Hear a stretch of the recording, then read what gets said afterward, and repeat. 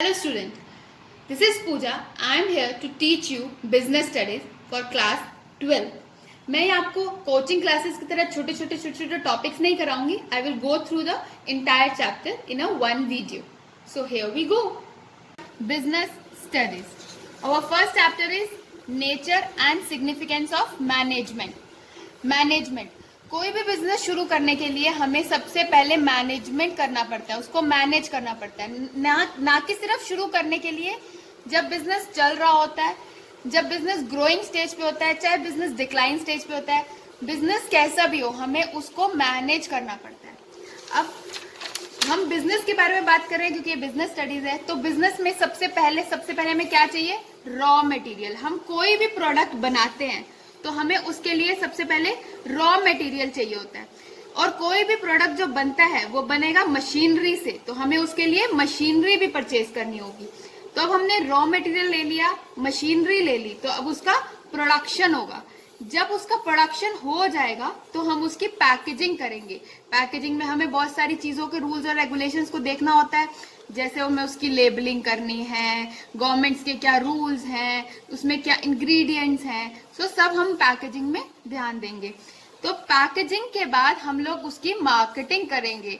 अब हमें उस प्रोडक्ट को बना के रखना तो है नहीं अपने पास, उसको बेचना है. तो लोगों के पास इंफॉर्मेशन कहाँ से जाएगी? मार्केटिंग से जाएगी. अब मार्केटिंग तो हो गई, लेकिन उसको मार्केट में अवेलेबिलिटी के लिए हमें उसको डिस्ट्रीब्यूट करना है, उसका डिस्ट्रीब्यूशन करना पड़ेगा. जब डिस्ट्रीब्यूशन हो जाएगा तो हमें उसको वो शॉपकीपर तक पहुंच जाएंगे और शॉपकीपर उसको सेल कर देगा. और सेल के बाद हम उसको देंगे आफ्टर सेल सर्विसेज. किसी बिजनेस में आफ्टर सेल सर्विसेज कंपलसरी होती हैं और किसी में आफ्टर सेल सर्विसेज नहीं देनी होती हैं. तो ये कुछ पॉइंट्स हैं जो हम बिजनेस शुरू करते हैं या बिजनेस करते हैं तो हम ये पॉइंट्स फॉलो करते हैं. अब इन पॉइंट्स को फॉलो करने के लिए मैनेजमेंट कहाँ पर काम आती है, अब ये देखते हैं. कोई भी बिजनेस को रन करने के लिए हमें सबसे पहले उसके लिए रूल्स और रेगुलेशन बनाने पड़ते हैं. कुछ भी रूल्स और रेगुलेशन बनाना है तो वो किसका पार्ट हो जाएगा? मैनेजमेंट का पार्ट हो जाएगा. और रूल्स रेगुलेशन तो बन गए, लेकिन हमें टाइम टू टाइम डिसीजन लेने पड़ते हैं अपनी ऑर्गेनाइजेशन के लिए. हमारी ऑर्गेनाइजेशन चाहे प्राइवेट ऑर्गेनाइजेशन है, चाहे पब्लिक ऑर्गेनाइजेशन है, चाहे नॉन प्रॉफिट ऑर्गेनाइजेशन है. पब्लिक और प्राइवेट ऑर्गेनाइजेशन हम डिस्कस करेंगे लेटर ऑन. ये प्रॉफिट ऑर्गेनाइजेशन होती है वो ऑर्गेनाइजेशंस जो प्रॉफिट के लिए एक दूसरे के साथ आती हैं और काम करती हैं. और नॉन प्रॉफिट ऑर्गेनाइजेशन होती है जो सिर्फ वेलफेयर के लिए एक दूसरे के साथ आती है, पब्लिक वेलफेयर के लिए एक दूसरे के साथ आते हैं पीपल और एक बिजनेस शुरू करते हैं, उसको बोलते हैं वेलफेयर. तो कोई भी तरह का बिजनेस हो, कोई भी, चाहे प्रॉफिट हो चाहे नॉन प्रॉफिट हो, we have to take some decision. That is also comes into management. Another thing, using resources correctly.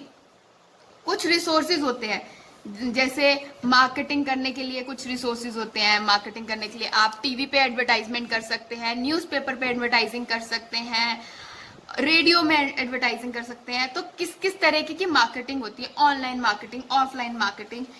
Human resource, हर बिजनेस में ह्यूमन रिसोर्स अवेलेबल होते हैं, लेकिन ह्यूमन रिसोर्स को कैसे यूटिलाइज करना है, that will also come under using resources correctly. Having watch, हमें हर पॉइंट पर जो ये पॉइंटर्स थे, हर पॉइंट पर हमें वॉच करना पड़ेगा कि हमारा बिजनेस सही से चल रहा है क्या नहीं. और कॉम्पिटिटर्स देखने हैं हमें.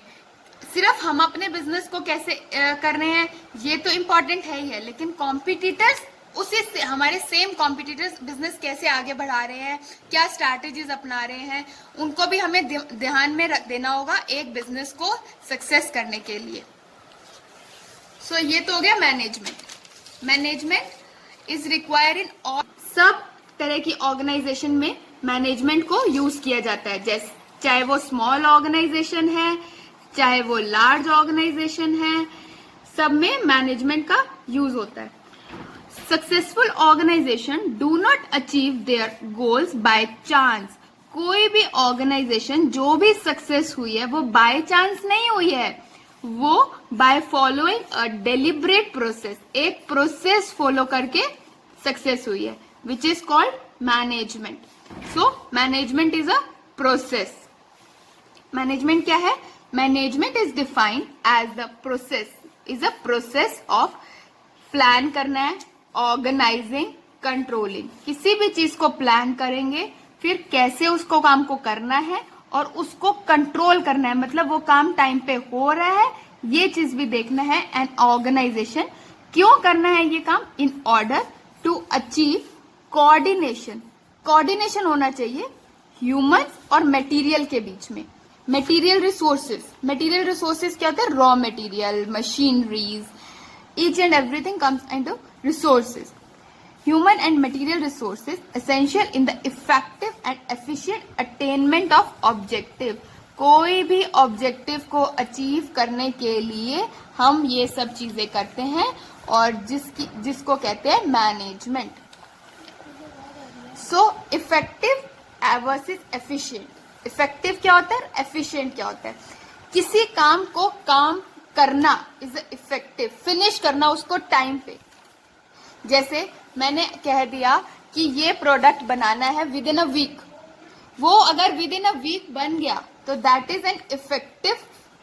और एफिशिएंसी क्या होती है? मैंने उस प्रोडक्ट को एक हफ्ते में तो बनाया, पर मैंने उस एक हफ्ते में बना भी दिया और उसकी वजह से मेरी कॉस्ट भी कम हुई, तो वो एफिशिएंसी कहलाएगा.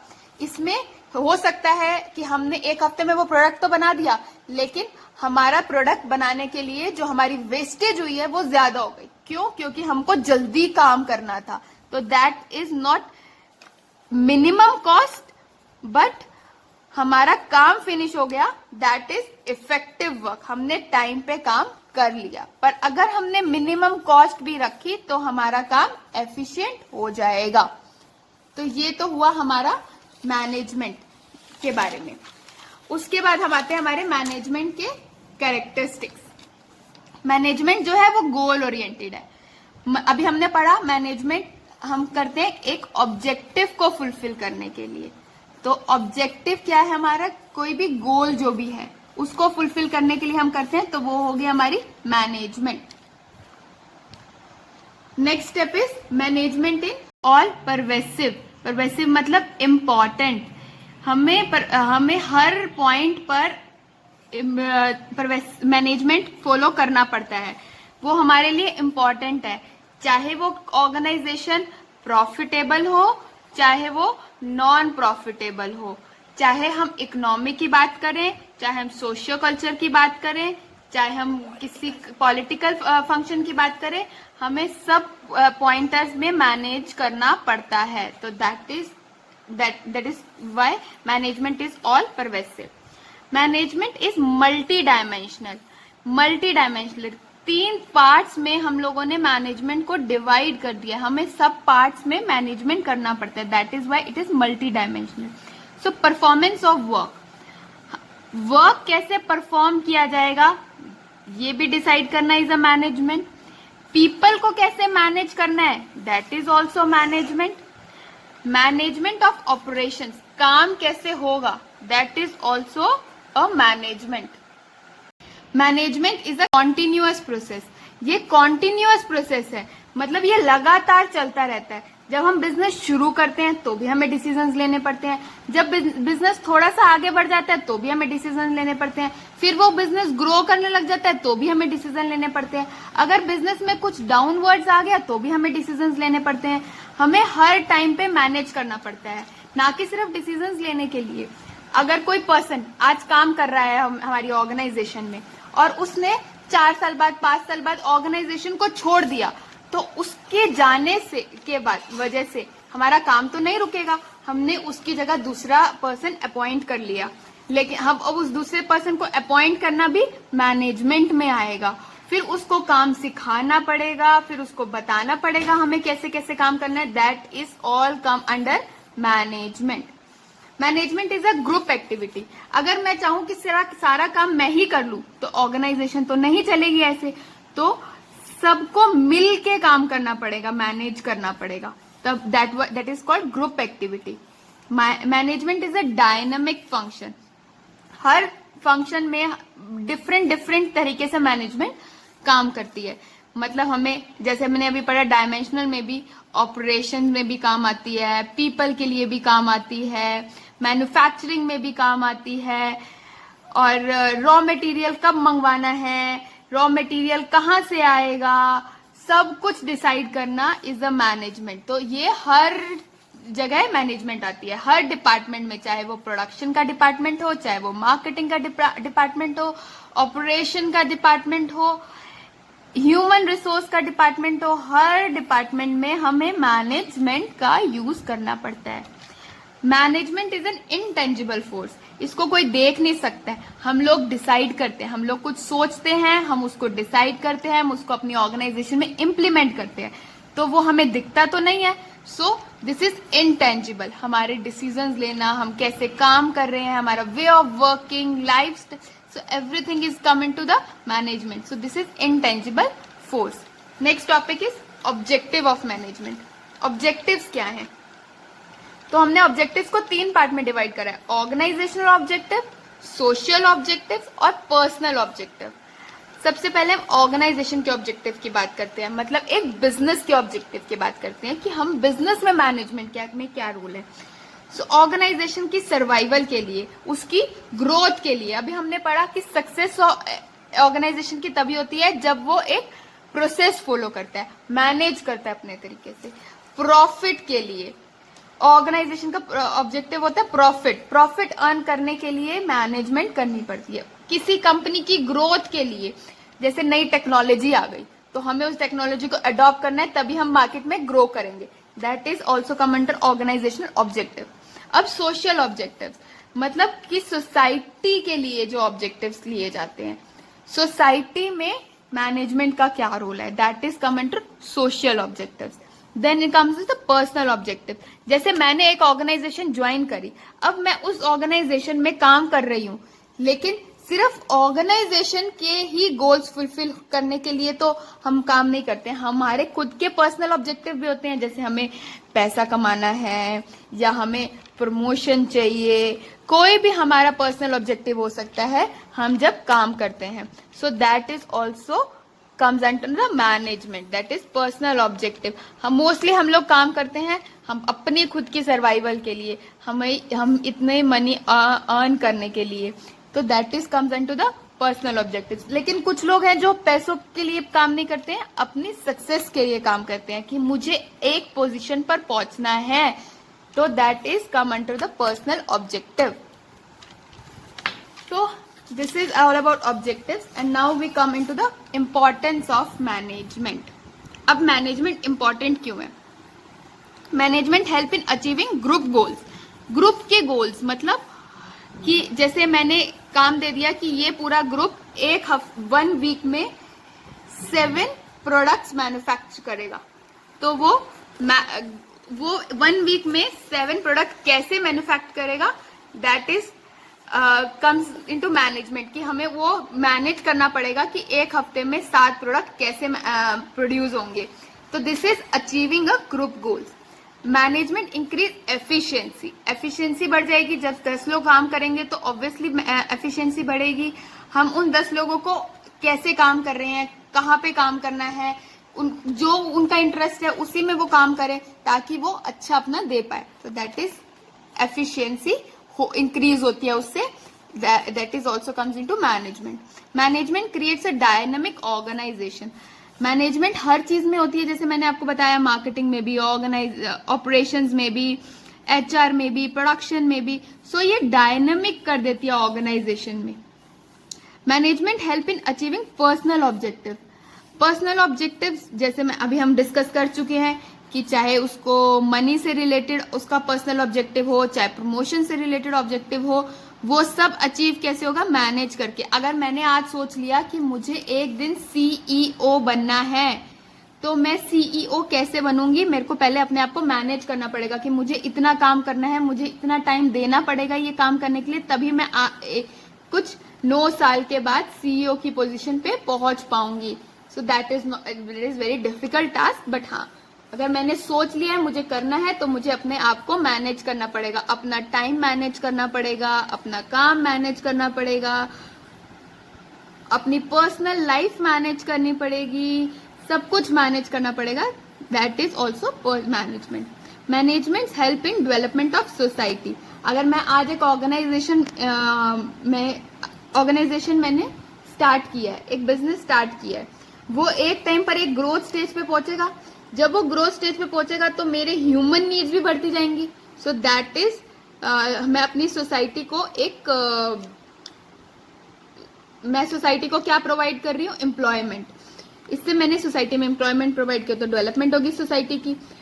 अब मैंने नई टेक्नोलॉजी बना ली तो भी सोसाइटी को बेनिफिट हो गया. मैं कोई चीज प्रोड्यूस कर रही हूँ, वो जाता लास्ट में किसके पास है? एंड कंज्यूमर के पास. इसलिए उनकी सारी नीड्स को फुलफिल हो जाएगी. तो that is also in the development of society.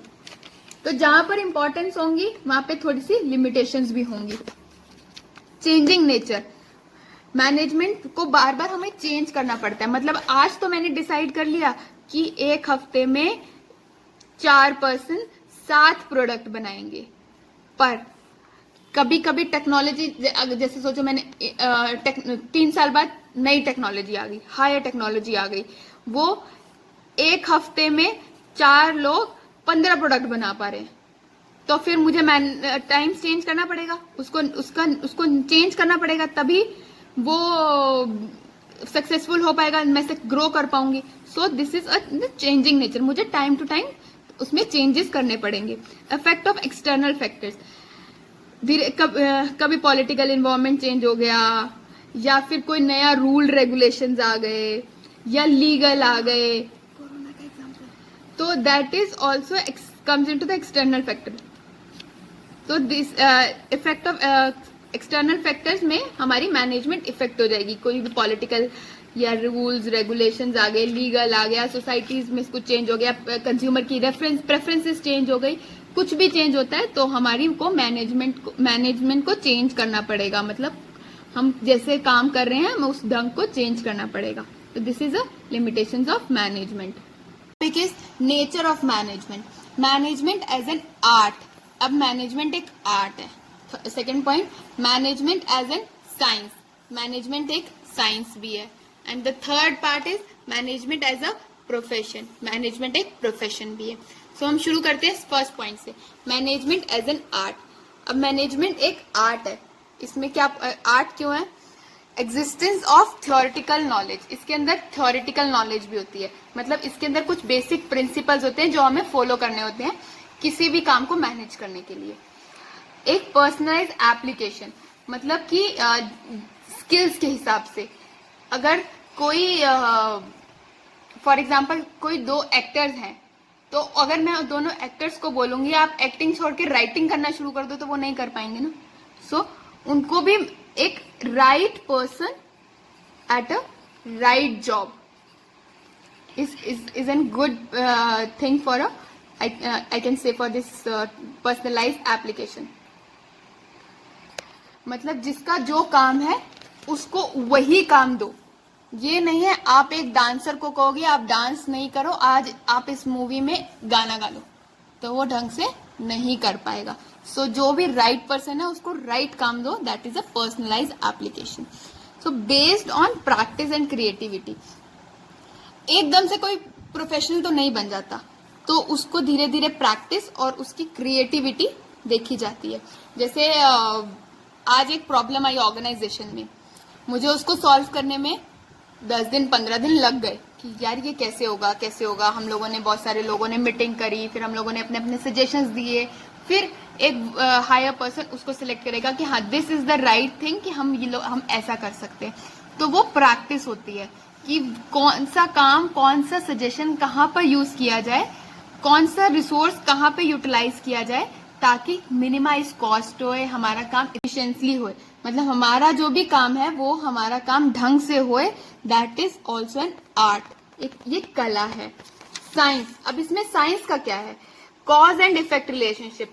मैंने आज एक डिसीजन लिया, मेरे उस डिसीजन की वजह से मेरे 4 वर्कर्स छोड़ के चले गए, तो ये मेरा डिसीजन है, ये कॉज है और ये उसका इफेक्ट है।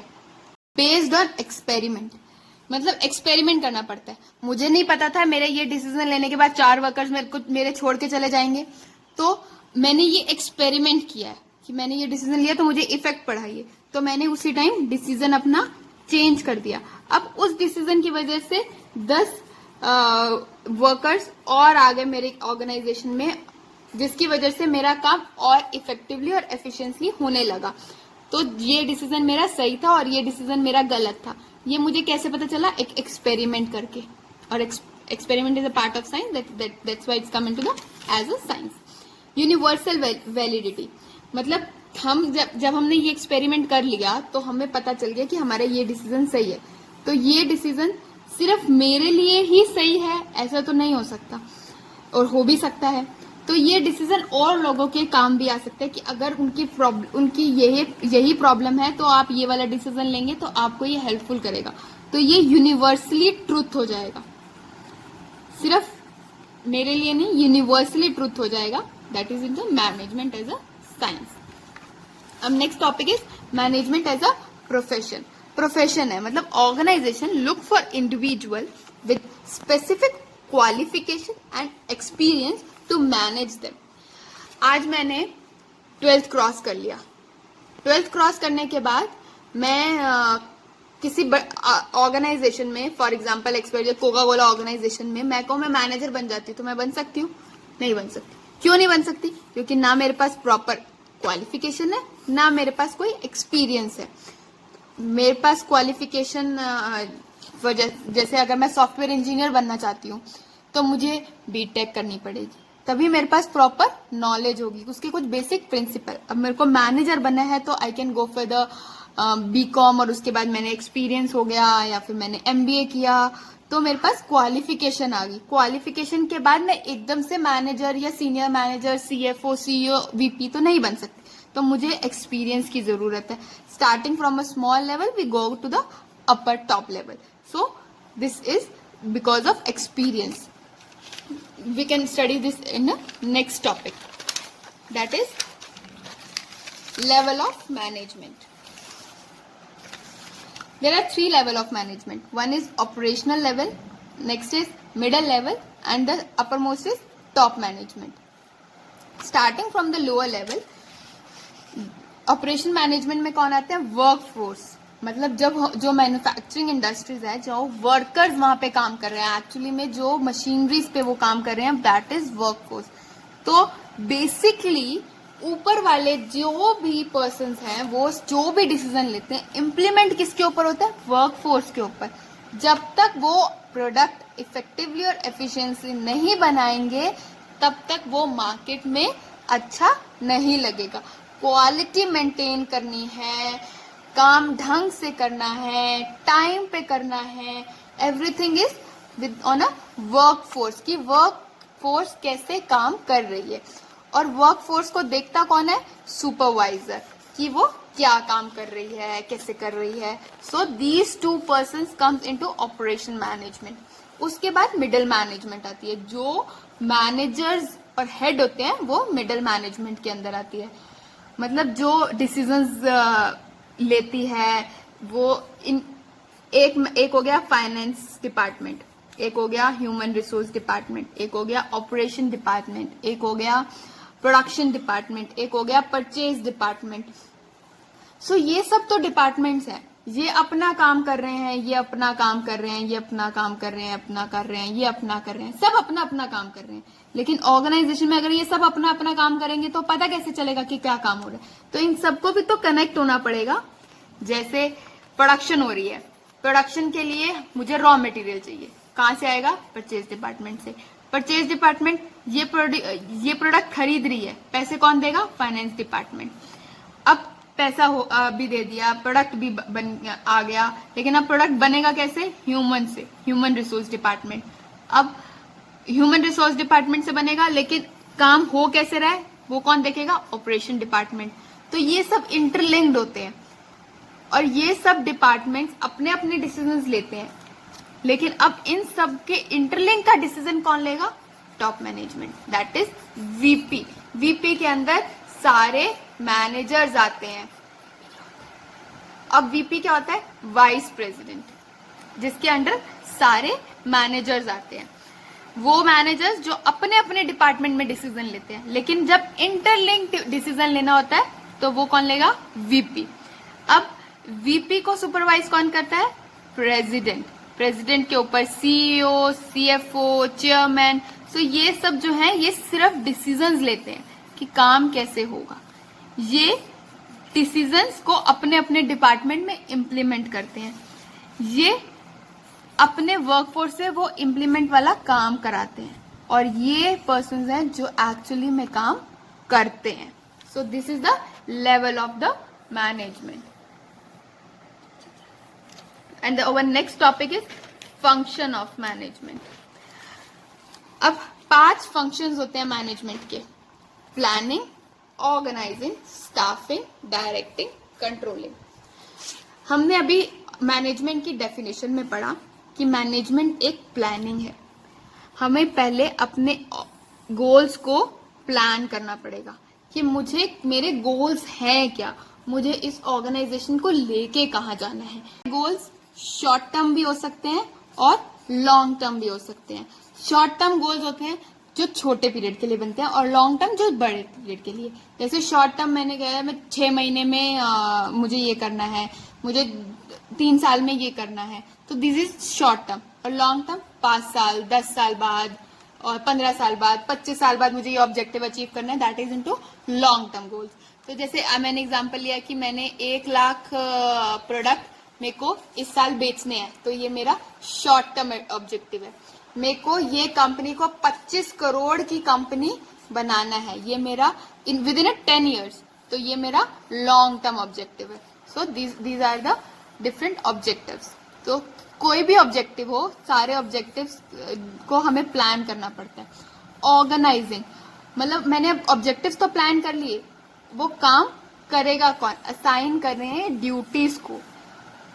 एलोकेट रिसोर्सेज, रिसोर्सेज को एलोकेट करना मतलब रिसोर्सेज कोई भी रिसोर्सेज हो सकते हैं, रॉ मटेरियल भी हो सकता है, ह्यूमन रिसोर्स भी हो सकता है। किसी भी रिसोर्सेज को, मटेरियल या ह्यूमन रिसोर्सेज को एलोकेट करना, राइट पर्सन कहाँ पे काम कर रहा है, ये पर्सन कहाँ काम करेगा, ये काम कब होगा, ये सब को ऑर्गेनाइज करते हैं। स्टाफिंग मतलब पीपल, लोगों को right person for a right job, सही पर्सन को सही काम देना। मतलब जैसे मैंने भी आपको एग्जांपल दिया था एक्टर वाला, डांस वाला, that is comes into the staffing. Directing, directing में क्या आएगा? Leadership, motivation, performance. मतलब हमें उस जो पर्सन काम कर रहा है उसको डायरेक्ट करना है, उसको डायरेक्शन देनी है कि तुम ये काम ऐसे करो, that is a leadership. Motivate करना है। अब तुम हफ्ते से 10 दिन से एक ही काम करे जा रहे हो, तुम बोर होना शुरू हो जाओगे। तो वो जब बोरियत होने लगेगी तो हमारा काम में मन नहीं लगेगा, जिससे हमारा काम इफेक्ट होगा। तो हमें पर्सन्स को मोटिवेट करना पड़ेगा कि हाँ तुम सही डायरेक्शन में जाओ, तुम ये करोगे तो तुम्हें ये मिलेगा, ऐसा होगा वैसा होगा। तो वो मोटिवेट हो जाते हैं। जब वो मोटिवेट होते हैं तो उनकी परफॉर्मेंस इफेक्ट करती है। और परफॉर्मेंस को तो हमें डायरेक्ट करना ही पड़ेगा कि अगर आपने इतना काम किया तो हम आपको ये इंसेंटिव्स देंगे, ये करेंगे, ये सब हमें डायरेक्टिंग के अंदर आएगा। अब वो काम जब हो रहा होगा तो उसको हमें मॉनिटर भी करना पड़ेगा, that is coming to controlling. ये सारे जो भी फंक्शंस हैं इनके सेपरेट सेपरेट चैप्टर्स हैं, आगे हम आगे डिटेल में करेंगे। इन शॉर्ट में मैंने आपको ये समझाया है अभी। सो अब हमारा नेक्स्ट टॉपिक है कोऑर्डिनेशन। कोऑर्डिनेशन जो है वो मैनेजमेंट में क्यों जरूरी है?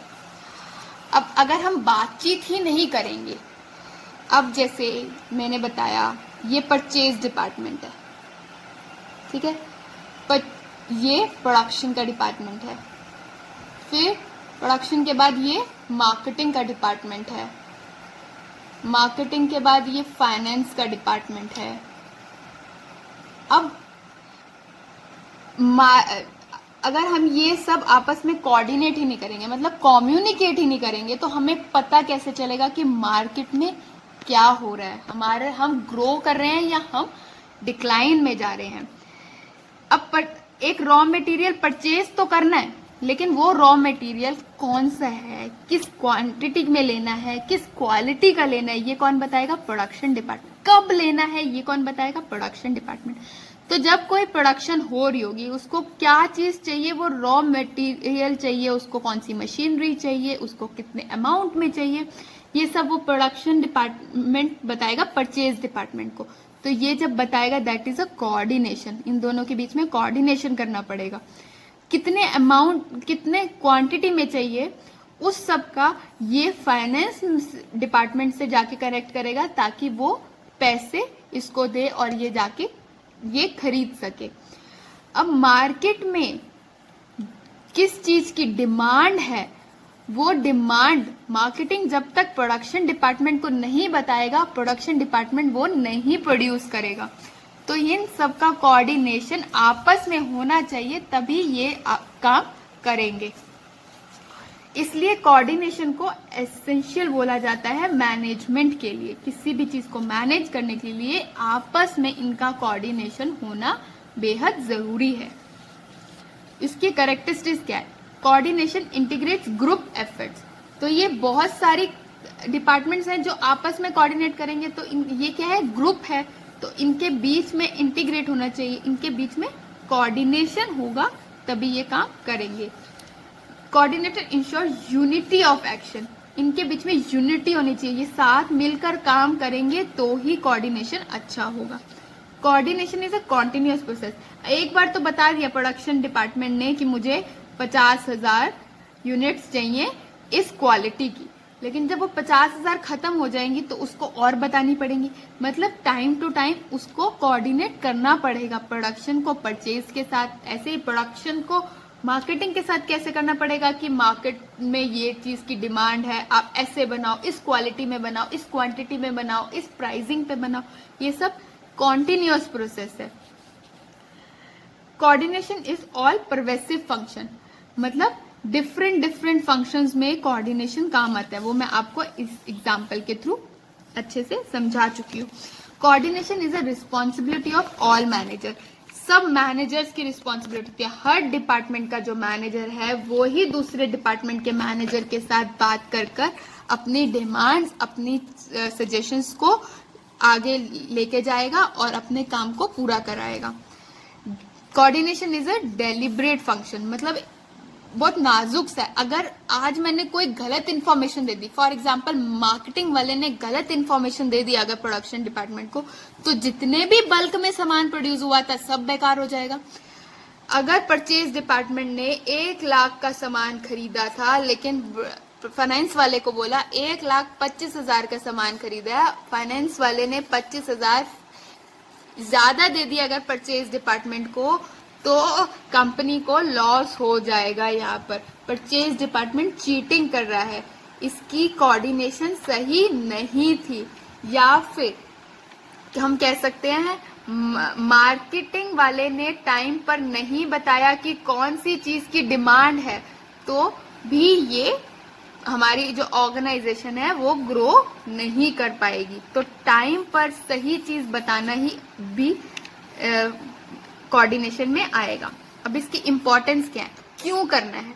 जब ये सारे काम होंगे तो ऑब्वियसली जो बिजनेस है उसका साइज इंक्रीज होगा, वी कैन ग्रो। फंक्शनली डिफरेंशिएशनल, मतलब सबके फंक्शंस डिफरेंट है। परचेज डिपार्टमेंट का अपना फंक्शन है, मार्केटिंग डिपार्टमेंट का अपना फंक्शन है, लेकिन सब फंक्शंस को आपस में इंटरलिंक कौन करता है? कोऑर्डिनेशन। स्पेशलाइजेशन, हम अपने डिपार्टमेंट में, अपने फंक्शन में तो स्पेशलाइज्ड हैं, लेकिन हमारी स्पेशलाइजेशन यूज कैसे होगी ऑर्गेनाइजेशन की ग्रोथ के लिए, वो हम एक दूसरे से कोऑर्डिनेट करेंगे। हम अपनी स्पेशलाइजेशन, मैं इसमें एक्सपर्ट हूँ, मैंने अपनी बात बताई, वो उसमें एक्सपर्ट है, उसने अपनी बात बताई, सबका मिलकर एक डिसीजन बना। दैट इज क्यों वो अब एक दूसरे से कैसे कंबाइन हुए? कोऑर्डिनेशन पे। That is why coordination is an important process for any management. So यहाँ पे हमारा today we completed the entire chapter. I hope you like this and you understand this chapter. If you like this, just like this video, comment on this, subscribe for the following videos. For the further videos, just press subscribe button and press the bell icon. Bye. Thank